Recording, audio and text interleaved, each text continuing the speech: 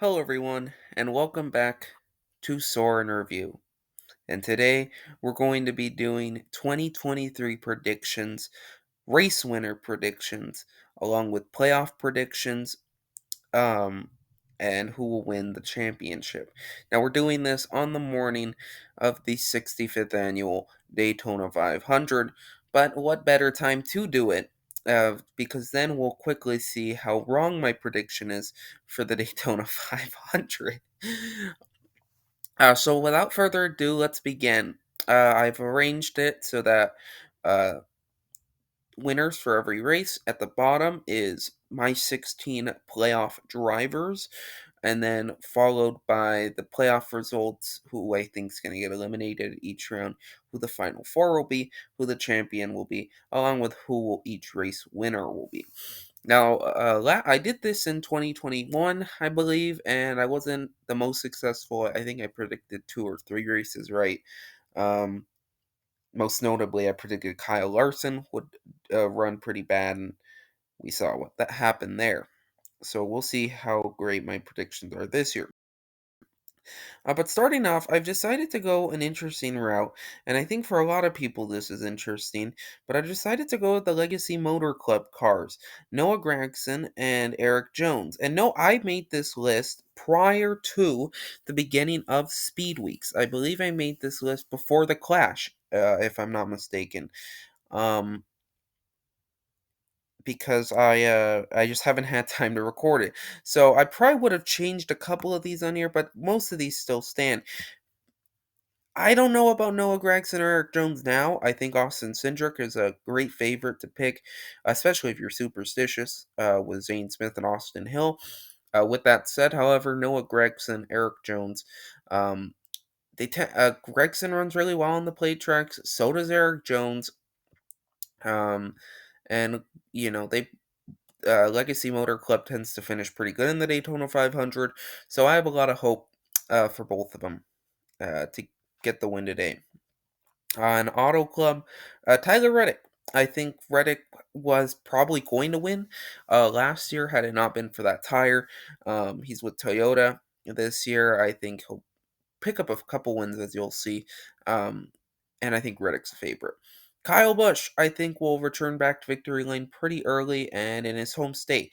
Last couple years, Las Vegas has been really good for Kyle Busch, especially the spring race.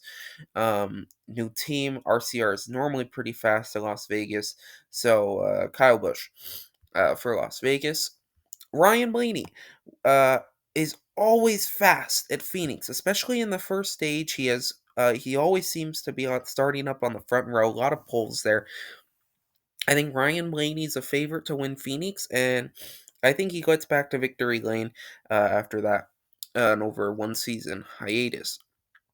Austin Cindric, I think, is going to win Atlanta. I think Austin Cindric's a favorite at most of the plate tracks. And I think this is kind of forgotten, but Austin Cindric won Daytona in the Xfinity Series. But most importantly, Austin Cindric ran really, really well at the plate tracks last year. He won the Daytona 500. Um, didn't run great in the first Atlanta race, but he was one of the only Fords left in the Geico 500 after being involved in a wreck. He was. I finished top five in the second Atlanta race. He finished top five in the second Daytona race. Um, I believe he finished top 10 in the second Talladega race. Austin Cindric's pretty good at these plate tracks. I think he's really figured them out early, and I think Cindric is a favorite, especially at the Atlanta race. Daniel Suarez is going to win COTA. He, of course, dominated the first half of last year. I think it's going to be a solid season for Daniel Suarez. And, I think for me, the road courses are some of the hardest to predict. It's very difficult to tell who will be up front. But, Suarez probably be pretty fast. I picked Christopher Bell at Richmond. He was fast in both races. In the first one, I believe he finished top five in both of them. And Christopher Bell, of course, probably would have won the second one had he been able to catch Kevin Harvick. I looked at the stats. I think, if I'm not mistaken, Christopher Bell performs better in the first race. So, picked Christopher Bell for that. Daniel Suarez is the first one. I have a number here, signifying how many wins. This is their second win, and I have Suarez winning the Bristol Dirt Race. If you recall, he ran top five in the first Bristol Dirt Race, the Gen 6 one, and last year he ran really well as well. Um, so I think Daniel Suarez, I think he's going to be on a big momentum boost. I think it's a big season for Daniel Suarez, if I'm being truly honest. And I think Suarez picks up the Bristol Dirt win. I also have Ryan Blaney winning Martinsville because Blaney runs really well at Martinsville. And he just can get it done. That seems to be a story of Blaney. Blaney does not win at the tracks he runs well at. And he was very fast in 2021. Had some speed, top 10 speed last year in both races, or at least the second one, if I recall. So Ryan Blaney, definitely going to be running up front for a Martinsville win. I have Ross Chastain at Talladega. I think he's going to go two in a row. Ross Chastain has been um, really good at the plate tracks. Really solid. Last year he had some great statistics. He was top five in both Atlanta races. He, he was five, I think, in both Talladega races. Really, just the Daytona ones that he wrecked early in.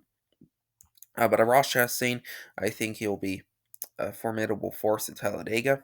Denny Hamlin, Dover. Hamlin was clearly the fastest at Dover. He would have won in 2018. Um, you know, Denny Hamlin, if you call the race Chase Elliott one, Denny Hamlin's really good at Dover, and I just don't think he won in 2020.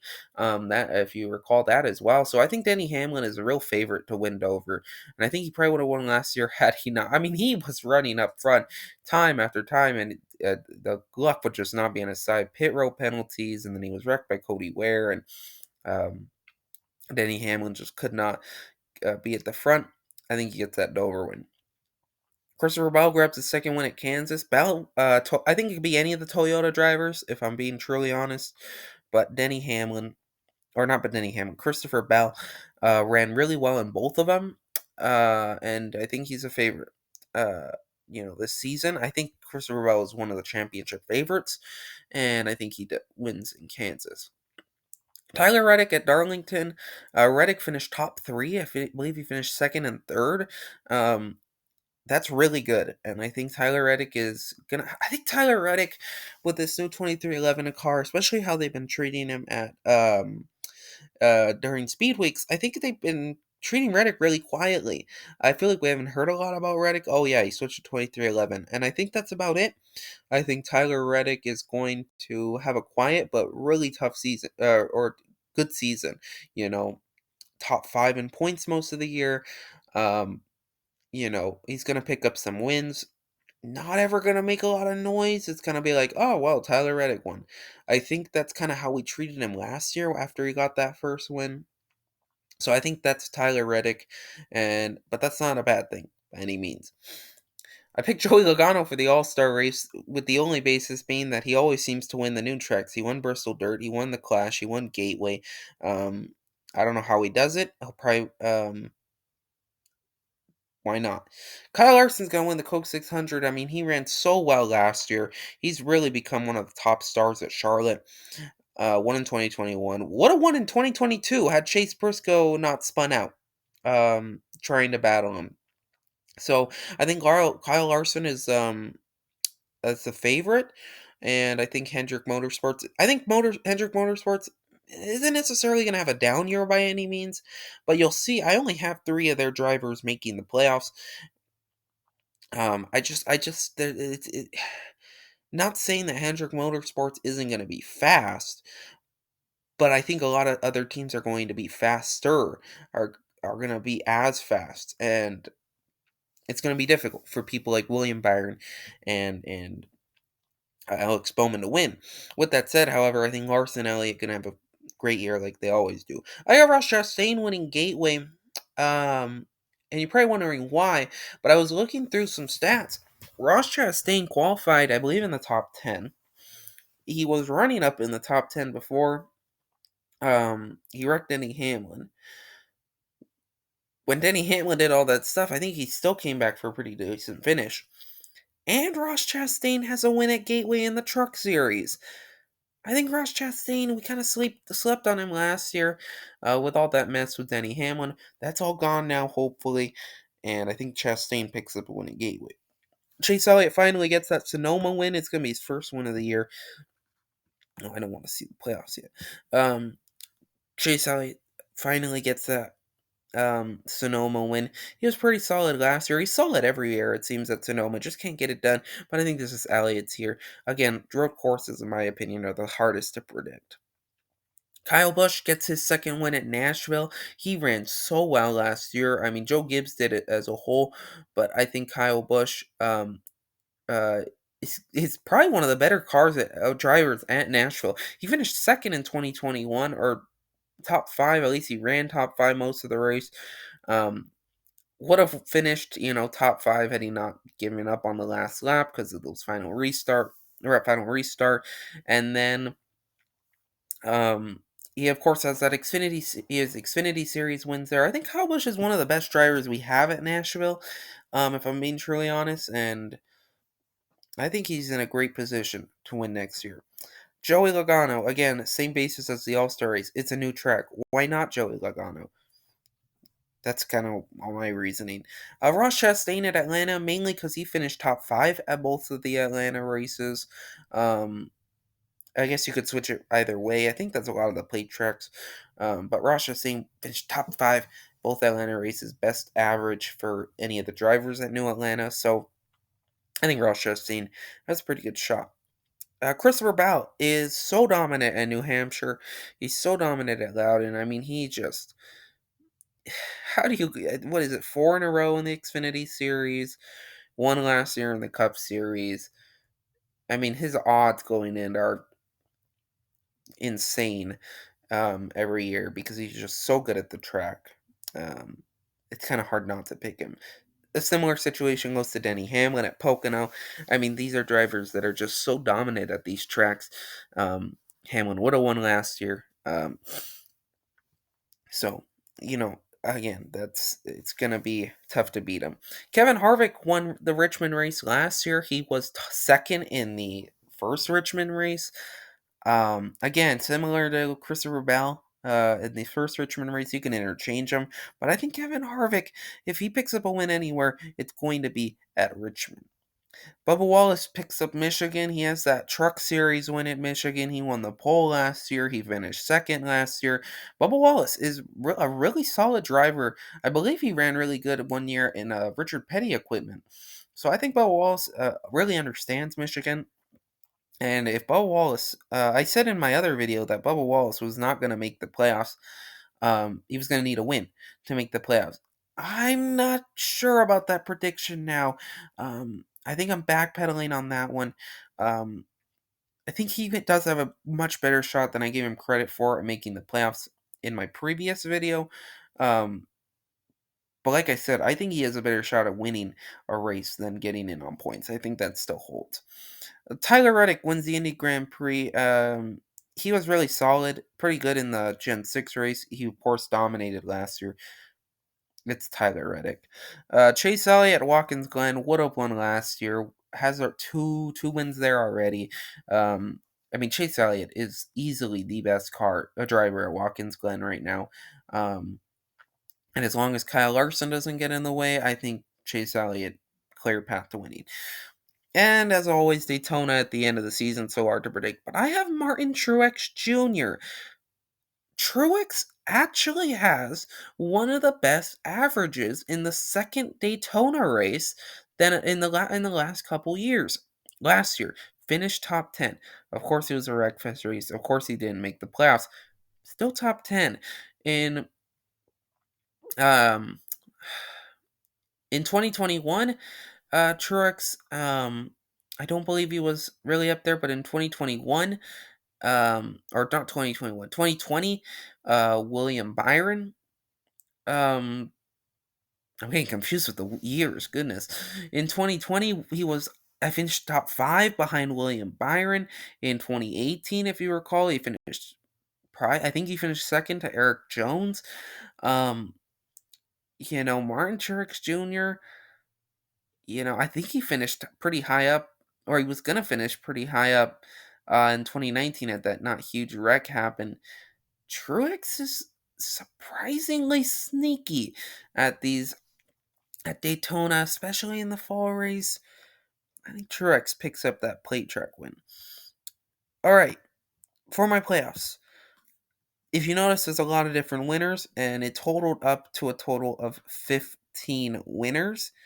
I have William Byron as the sole driver, making it on points. You'll notice there are some drivers on here. I don't know. There's no Alex Bowman. There's neither of the RFK cars. There's no Chase Briscoe. There's no Ryan Preece. There's no I don't know if I mentioned Alex Bowman already. No Alex Bowman. There's no Austin Dillon. There's no um AJ Allmendinger, which I was originally gonna put here, but I don't know. Um, I think William Byron has a good shot, and he probably will get a win. But I think it might be a down year for Byron and Bowman. In the playoffs, Joey Logano winning Darlington, won last year, got the pole in both races. He's a great at Darlington. Um, Tyler Reddick at Kansas, Toyota team. Let me put it this: Reddick is really fast at Kansas. Probably didn't win because it was Chevy. Toyota's really fast at Kansas. But Reddick in a Toyota, how is he not a favorite to win Kansas? And I got Brad Keselowski winning Bristol. Won in 2020. Ran really RFK as a whole ran really well last year. Dominated the first portion of the race. I think if Brad Keselowski gets a win anywhere, it's going to be at Bristol. Eliminated, I got Daniel Suarez, Austin Cindric, whichever Legacy Motor Club wins the 500, and Kevin Harvick. Um, you know, I don't know if there's much to explain. Suarez I just don't feel that any of these drivers, and Harvick lately has been struggling at making it past the first round. This one I got Kyle Larson winning Texas. He's really fast normally at Texas in the last couple of years. And like I said, it's only going to be a second win. But Texas is a great place, I think, for Kyle Larson to get it. Ryan Blaney, I think he goes back to victory lane for the third time. I think it's going to be a great year for Blaney. I really do. Um, I know that we see that every year, but um, I don't know. It might be a good year for Blaney.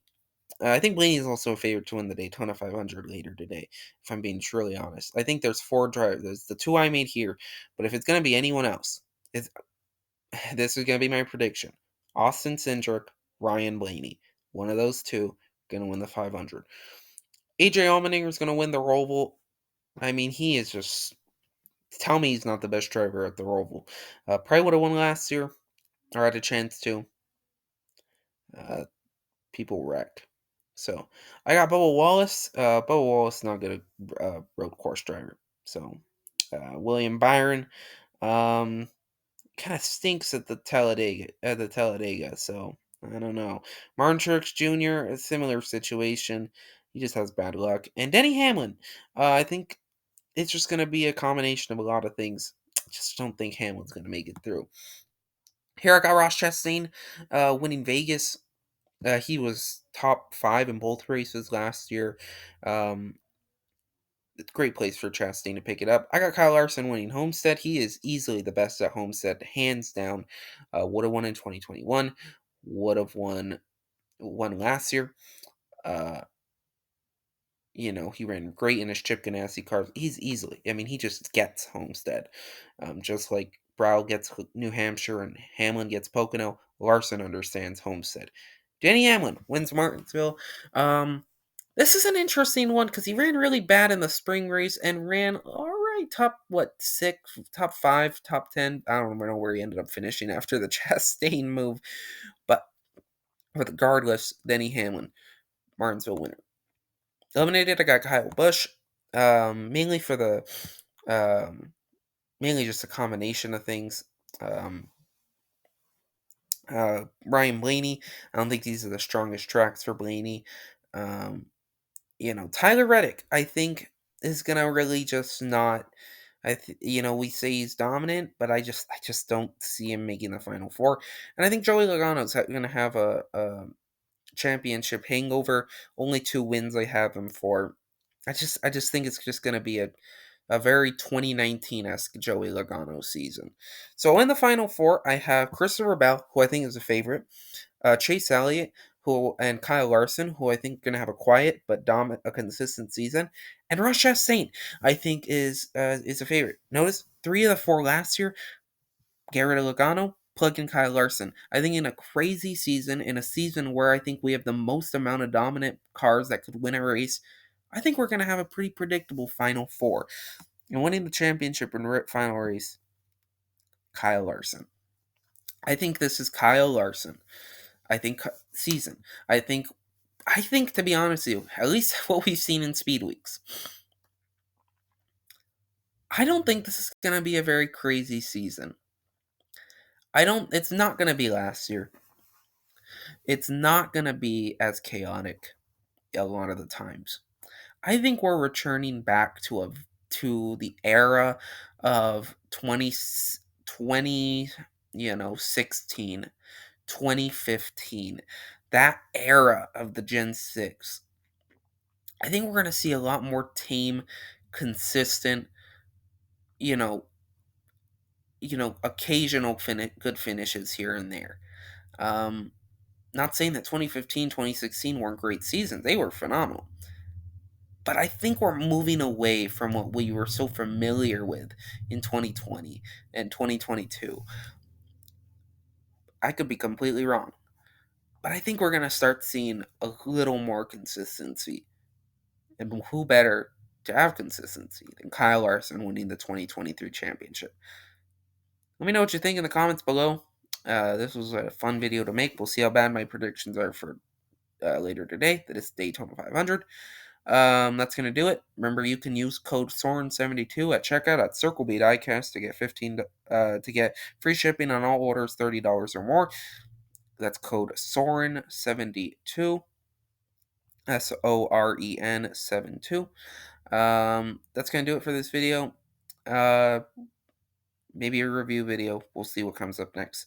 But make sure you subscribe to know about it. That's gonna do it. Thank you so much for watching, everyone.